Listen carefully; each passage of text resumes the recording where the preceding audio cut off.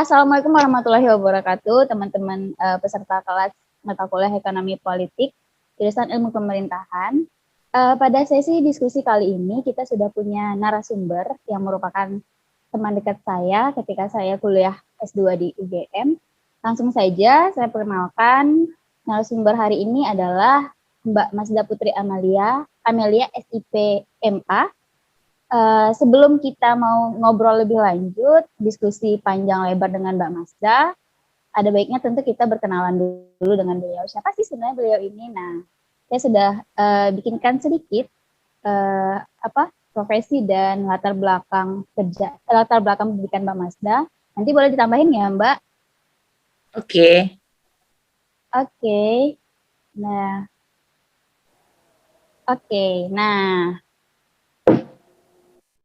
Putri Amelia ini beliau merupakan seorang anggota Dewan DPR dari Kota Probolinggo untuk masa jabatan 2019 hingga 2024 dari fraksi Partai Golkar. Nah, Mbak Masda ini merupakan seorang anggota Dewan termuda. Nah, beliau ini ketika dilantik berumur 26 tahun. Ya, Mbak? Iya, betul. Sekarang masih 26 tahun?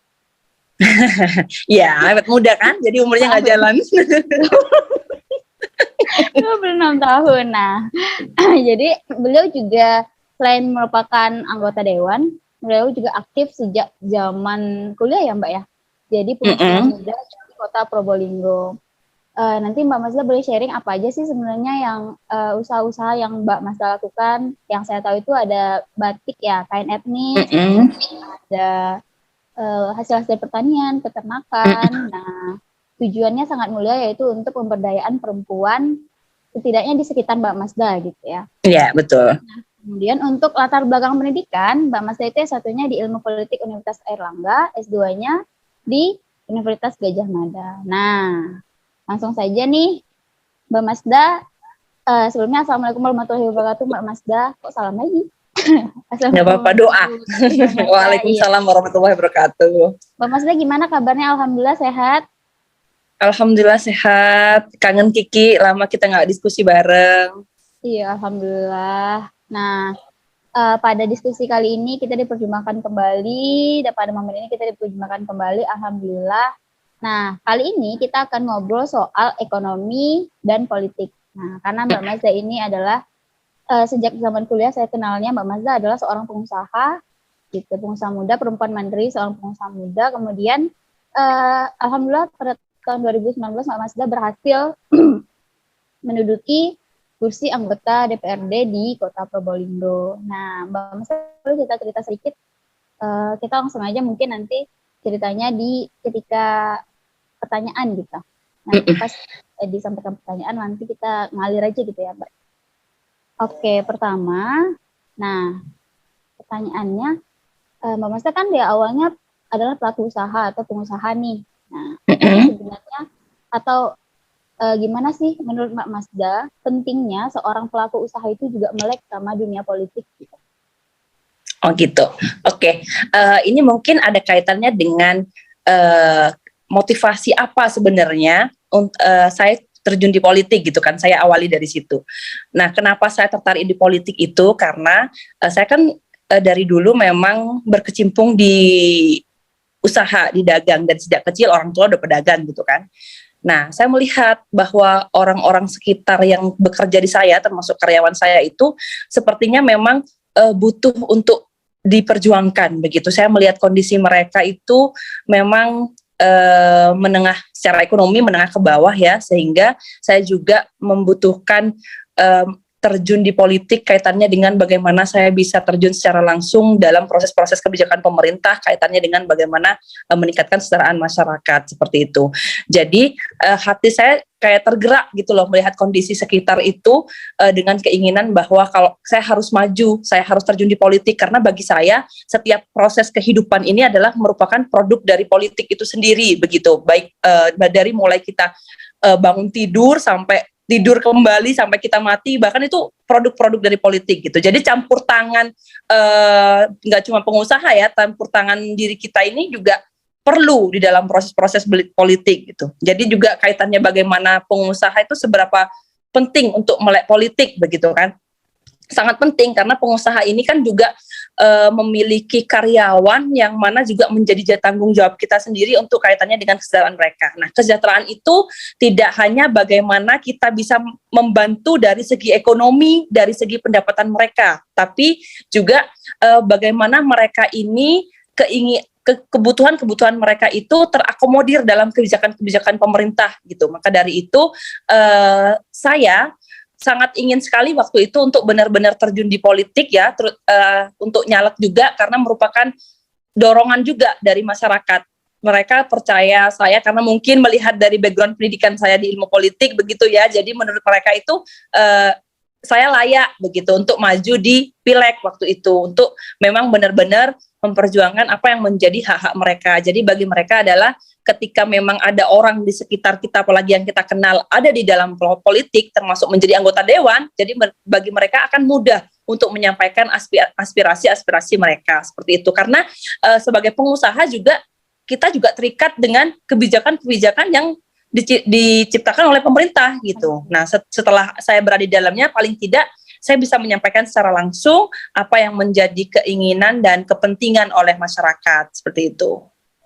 Oke, jadi diawali dengan keresahan Mbak Mazda ketika melihat tetangga di lingkungan sekitar yang berada pada kondisi yang menengah ke bawah, kemudian bergerak hatinya untuk saya bisa membantu mereka, memperkerjakan mereka. Kemudian apalagi nih hal besar yang bisa saya lakukan, gitu ya Mbak?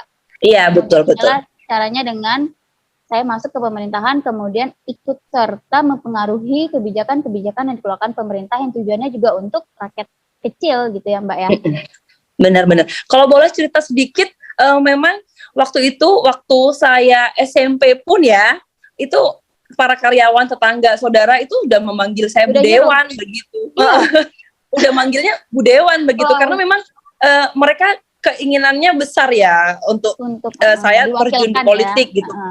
Makanya itu yang menjadi kayak pegangan saya untuk memang benar-benar harus aktif di politik gitu. Sebenarnya sempat dilema gitu ya, bisa nggak ya saya yang masih muda ini terjun di politik? Itu di politik nanti gimana sih ketemunya yang senior begini-begini. Ada keresahan seperti itu, galau begitu kan. Tapi ketika ingat semangat masyarakat untuk mensupport saya, bahkan dengan panggilan Ibu Dewan semenjak saya SMP, itu menjadi kekuatan dan motivasi tersendiri buat saya gitu sih. Jadi bahkan ketika masih remaja, masih kecil juga sudah sudah didorong oleh orang-orang sekitar gitu, tetangga-tetangga yang merupakan karyawan-karyawan juga gitu ya.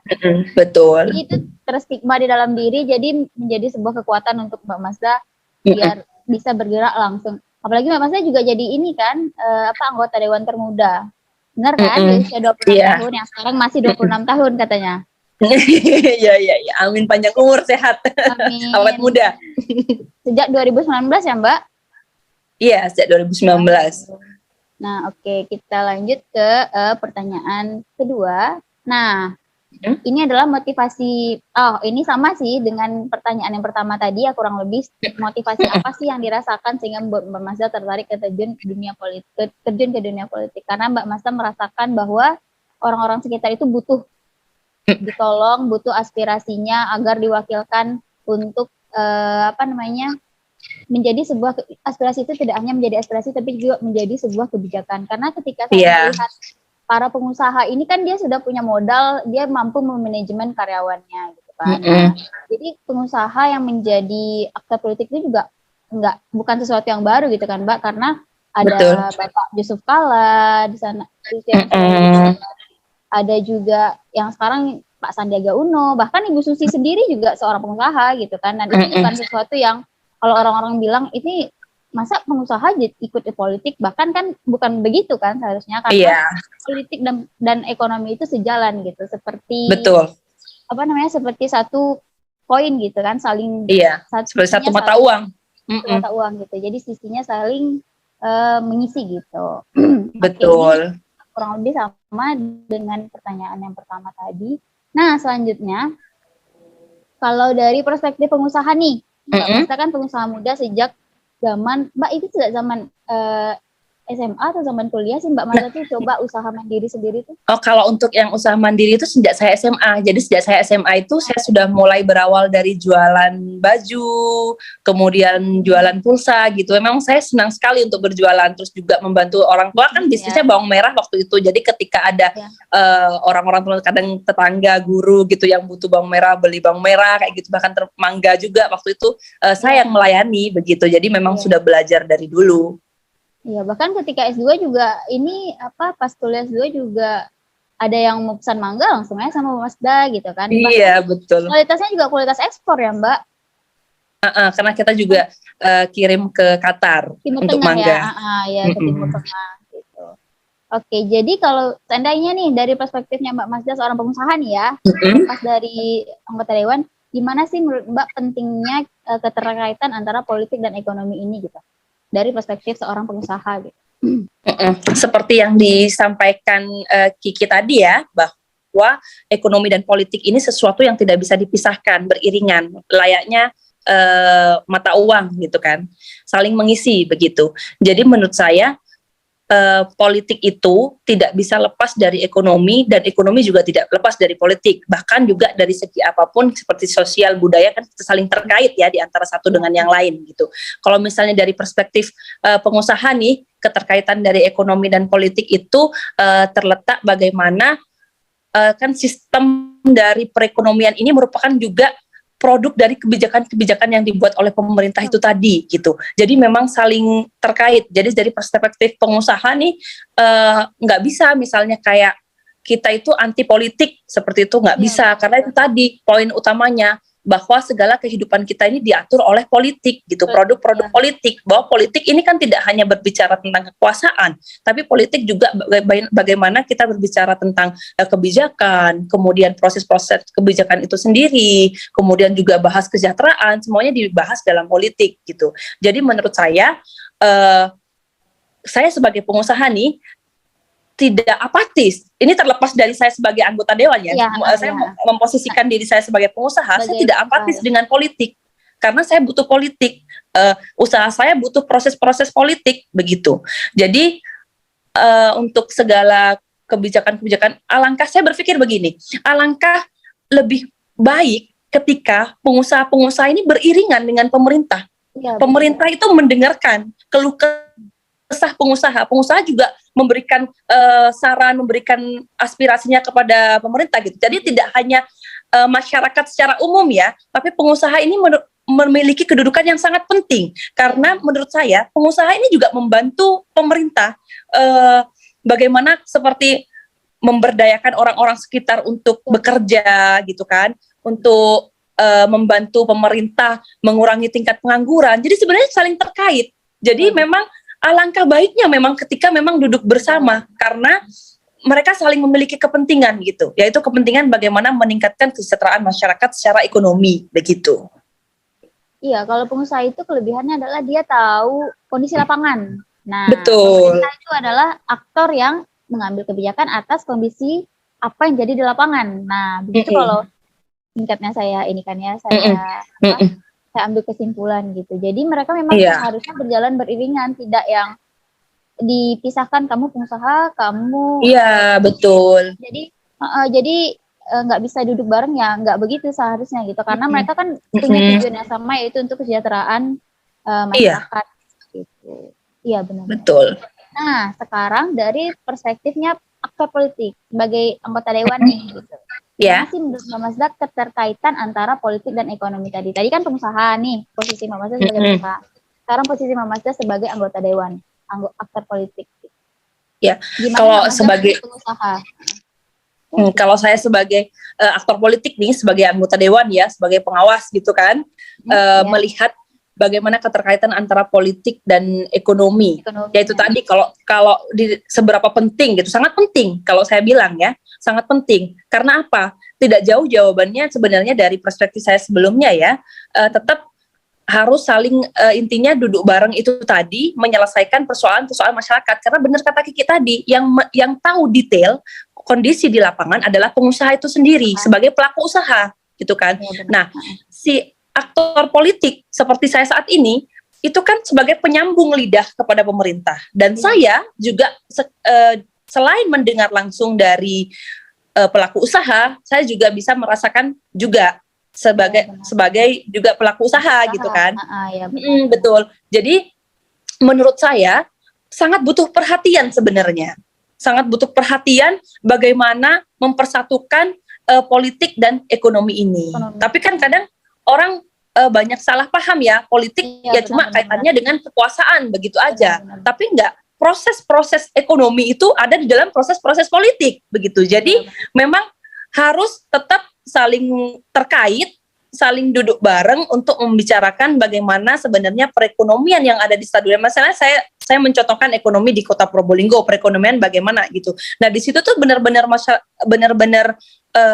pemerintah tuh turun langsung, apalagi era sekarang masih era pandemi ya, bagaimana kita tahu bahwa ekonomi sangat down, kemudian pelaku-pelaku usaha sekarang masih mulai merangkak begitu ya, sekalipun udah tidak seperti tahun-tahun kemarin, tapi mereka masih belum bisa berdiri utuh gitu. Nah, itulah perlu pendampingan khusus gitu. Pendampingan khusus ini adalah orang-orang politik gitu, pemerintah di situ, termasuk saya sendiri sebagai aktor politik, sebagai anggota legislatif, saya juga harus terjun langsung kepada pelaku-pelaku usaha, misalnya kepada UMKM itu kita harus memberikan pendampingan bersama dengan dinas-dinas terkait sebenarnya, bagaimana kita memberikan solusi atas permasalahan yang ada gitu. Jadi tidak bisa lepas, politik dan ekonomi tidak bisa lepas gitu, agar berjalan sesuai dengan keinginan bagaimana bisa mensejahterakan suatu daerah dan masyarakatnya, seperti itu. Iya, jadi kan salah satu tujuan diskusi ini adalah membuka tabir tabu. Orang-orang kan selalu punya stigma negatif bahwa pengusaha yang masuk ke ranah penguasa itu hanya untuk kepentingannya pribadi, begitu kan. Betul. Nah, di saat inilah momennya kita mencoba untuk sedikit banyak menerobos gitu tabir tabu tersebut. Jadi tidak selamanya pemikirannya hanya untuk kepentingannya pribadi gitu. Contohnya juga Mbak Mazda punya pengalaman yang banyak di bidang usaha, kemudian Mbak Mazda juga mampu mempengaruhi melalui posisi Mbak Mazda sebagai anggota dewan untuk berbagai kebijakan yang akan nantinya dikeluarkan oleh pemerintah gitu. Iya, betul. Saya kasih contoh lagi ya, kaitannya dengan bidang yang saya geluti sekarang ya, dengan bawang merah nih. Nah, bawang merah itu kita ngambil di petani. Nah, pemerintah hadir di situ. Bagaimana pemerintah melindungi petani dan pedagang begitu. Proses ekonomi itu benar-benar diatur oleh pemerintah untuk menjaga kepentingan masing-masing supaya tidak ada dirugikan gitu kan. Nah, kaitannya dengan bagaimana misalnya saya mengambil bawang kemudian ditimbang misalnya 1 ton nanti itu ada potongan berapa kilo untuk si pedagang dari petani gitu. Itu diatur oleh kebijakan kepala daerah. Gitu. Nah, disitulah terlihat bahwa di situ ada politik dan ekonomi yang tidak bisa dipisahkan begitu. Jadi aturannya itu diatur oleh aturan pemerintah.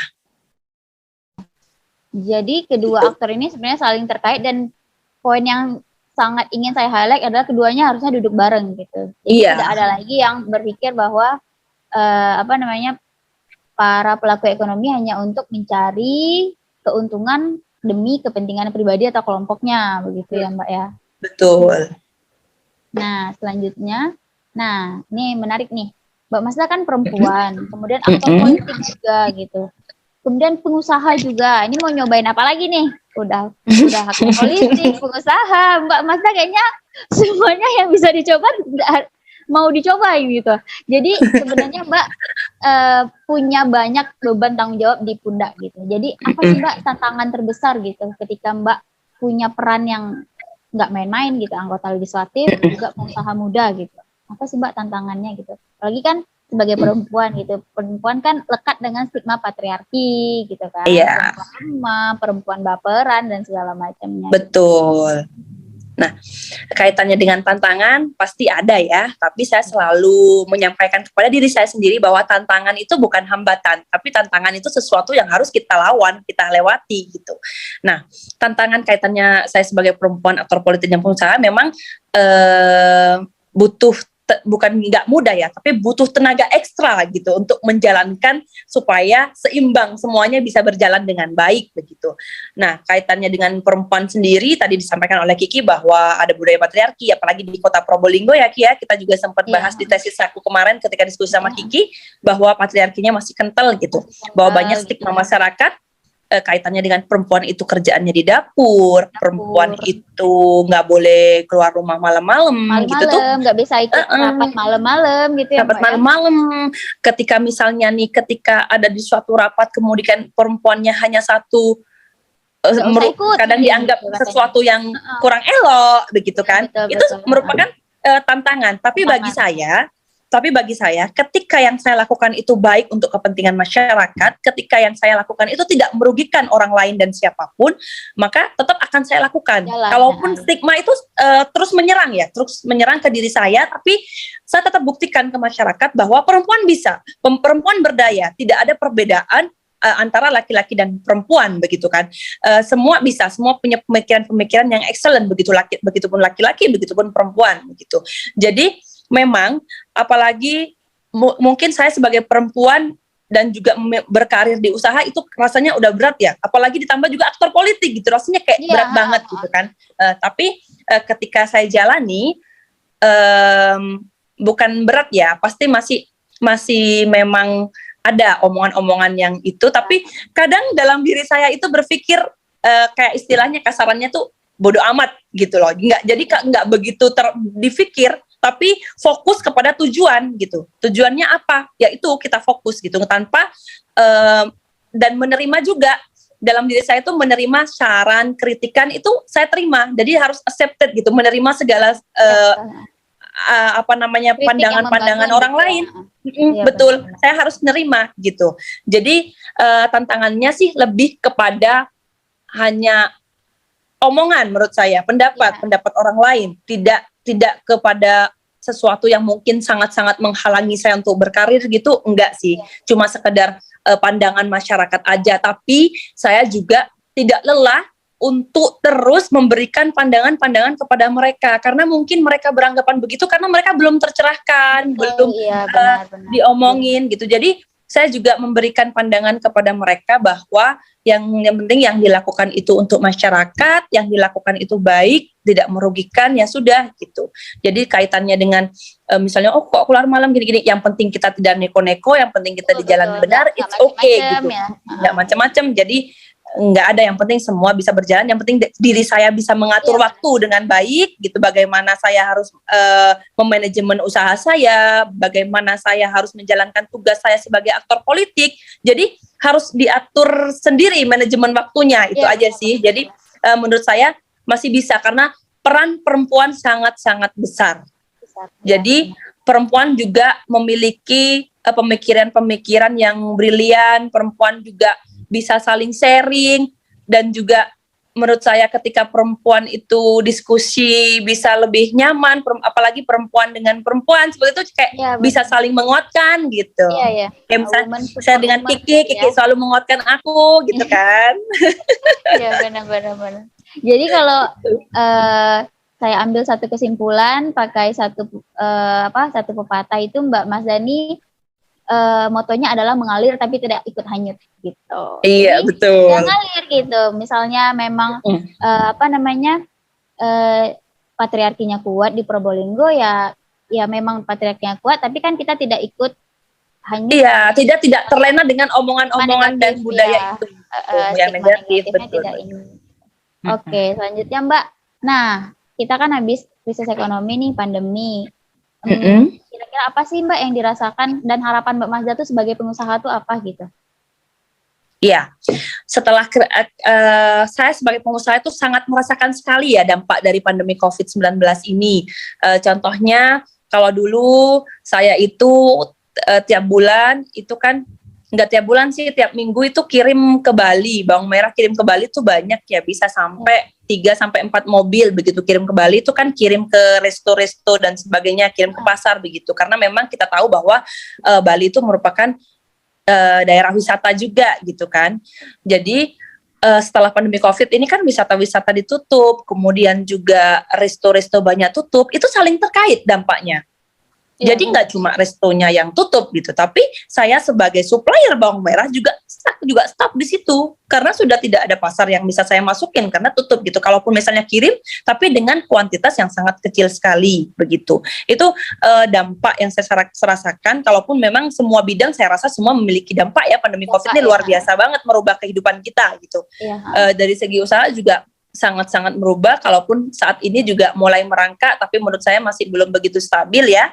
Jadi sangat-sangat merasakan sekali, dan yang paling berat bagi saya ketika pandemi COVID-19 ini, kalau misalnya saya stop, nggak ada kerjaan, bawang merah nggak ada permintaan,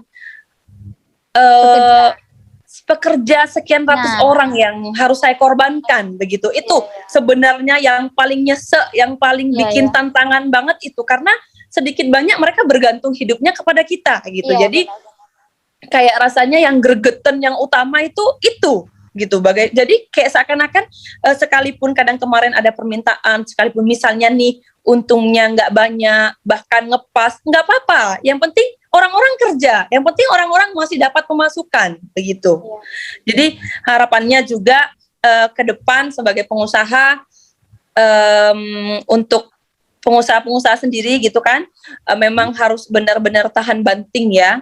Jadi kadang memang tidak hanya memikirkan kepentingannya sendiri, tapi kita sebagai pengusaha tentunya banyak orang-orang di sekitar yang terkait yang bekerja dengan jadi bergantung sama kita gitu kan. Jadi memang harus benar-benar diperhatikan untuk kesejahteraan bersama gitu kan. Benar-benar juga dari kondisi ini, dari kondisi pandemi ini juga sebenarnya kita sebagai pengusaha banyak belajar bagaimana kita juga melakukan inovasi baru gitu. Kaitannya dengan iya betul. Pintar-pintar berinovasi, karena kemarin saya juga mulai coba untuk nggarap seperti modern market gitu. Sebelumnya yang saya juga hanya di tradisional market gitu tuh, sekarang mulai beralih ke modern market seperti misalnya Tani Hub, seperti misalnya kayak perusahaan-perusahaan yang support Shopee, Tokopedia, kaitannya dengan kebutuhan sayur-sayuran begitu kan. Kita harus mau nggak mau masuk di situ, berinovasi di situ, karena kan kalau misalnya kita ketinggalan ya nggak akan maju, karena kan perkembangan digitalisasi ini sangat pesat ya, mau nggak mau kita harus mengikuti gitu. Jadi harus beralih dari tradisional ke modern ini. Nah untuk saat ini memang jujur saya masih proses untuk ke arah sana gitu. Jadi yang tradisional tetap kita jalani, tapi juga kita harus garap untuk menambah pasar, karena kalau nggak kayak gitu stuck. Iya benar. Gitu. Oke, nih terakhir 3 menit terakhir. Nah, apa sih sebenarnya harapan Mbak Masda untuk teman-teman mahasiswa di ilmu politik pemerintahan ke depannya? Kan ada yang ya anak-anak sekarang kan ada yang mau jadi pengusaha, ada yang mau terlibat di politik praktis, ada yang mau jadi anggota dari pers. Nah, gimana sih pesan Mbak Masda gitu? Mbak Masda yang banyak profesi ini gitu. Kalau saya untuk teman-teman semua, saya yakin teman-teman semua itu memiliki impian masing-masing, dan itu impian yang luar biasa. Tidak ada di antara masing-masing kita yang impiannya lebih rendah misalnya. Tidak ada yang masing-masing dari kita impiannya lebih tinggi, tidak ada. Semua punya porsi masing-masing, tergantung pada keinginan dan kerja keras kita. Semua berhak bermimpi, apalagi mahasiswa ilmu politik dan pemerintahan. Saya yakin di situ kalian bisa menjadi apa aja. Kalian tidak hanya harus menjadi anggota dewan misalnya, tidak harus. Kalian tidak harus menjadi pengusaha, tidak harus. Tapi kalian harus lebih mengenal passion kalian itu apa, dan itu harus dituangkan. Ketika kalian memang suka berjualan, ya udah, jangan gengsi, jangan malu, jangan malas, harus kerja keras bagaimana mewujudkan cita-cita itu. Nah, selain itu misalnya ada di antara kalian ingin menjadi anggota legislatif, gak apa-apa, lakukan apapun yang bisa mengarah ke situ. Misalnya aktif di organisasi, misalnya seperti itu, aktif di masyarakat, aktif di kegiatan-kegiatan sosial dan lain sebagainya. Banyak cara untuk mewujudkan impian kalian masing-masing. Diri kalian itu hebat, diri kalian luar biasa, karena tidak ada yang tahu selain diri kita sendiri. Jadi maksimal untuk belajar, maksimal untuk berjejaring, maksimal untuk berinovasi, dan maksimal untuk bermimpi. Diiringi dengan kerja keras dan kerja cerdas. Saya yakin kalian merupakan orang-orang hebat dengan kalian udah memilih untuk melanjutkan kuliah, untuk melanjutkan pendidikan yang lebih tinggi. Itu adalah modal awal kalian untuk sukses, modal awal kalian untuk meraih impian-impian kalian. Kalaupun memang di antara kalian tidak akan sama impiannya, tapi saya yakin akan terwujud di waktu yang tepat. Jangan lelah, tetap semangat. Oke? Terima kasih banyak Mbak Masda, merinding, serius merinding. Terima kasih banyak Mbak Masda untuk sharing sessionnya. Semoga bisa diambil manfaat dan banyak Amin. teman-teman di jurusan khususnya dan teman-teman mahasiswa Indonesia pada umumnya. Mbak Masda terima kasih banyak. Semoga Mbak Masda sehat selalu. Wassalamualaikum warahmatullahi wabarakatuh. Waalaikumsalam warahmatullahi wabarakatuh.